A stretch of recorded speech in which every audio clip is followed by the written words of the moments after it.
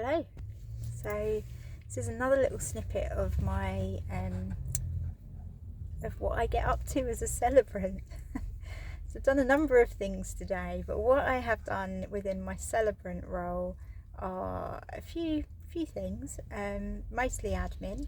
A lot of my work as a celebrant is sitting behind a computer and writing and designing and creating the ceremony. But also one thing that I do sometimes, if people want it, is create, design and print the order of ceremony for their family and friends that come to their ceremony. So I completed one of those today and sent it off to the printers for hand fasting.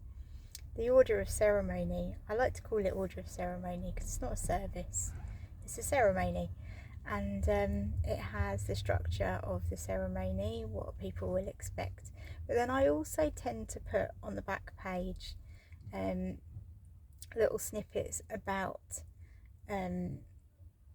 aspects of the ceremony that people might not have seen before. So many people that come to the ceremonies that I do for clients, friends and family, often aren't pagan orientated or have never been to something like that before. So for this ceremony, they're jumping the broom, we're casting a circle, we're honouring the directions, we're doing blessings, and so the aspects, the points on the back of the order of ceremony are about jumping the besom, jumping the broom, why, what the tradition is, some facts about that, about its the history of it, the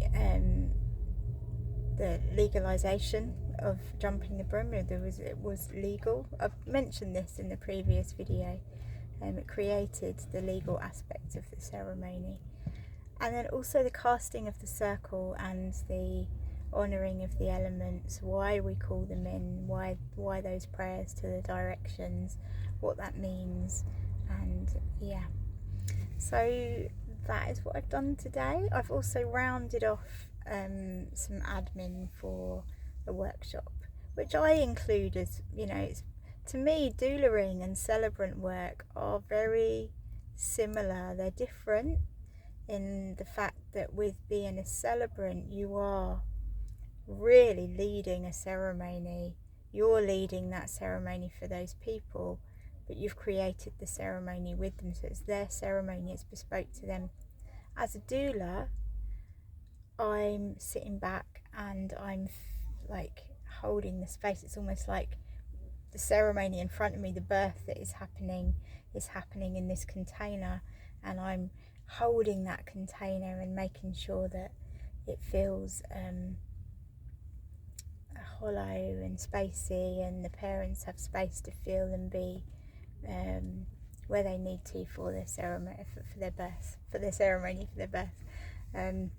Whereas as a celebrant, it's more than that. You're doing that and you're feeling into the atmosphere of the ceremony, but you're also leading the next bit and the next bit, and you're leading how the ceremony goes and flows. So yeah, it's quite a lot, but it's also very similar in its essence. So with Rocio, with our teacher, Dr. Rocio Alicon, she came and she did a 2-day workshop last week on postnatal healing and ceremony for the postpartum.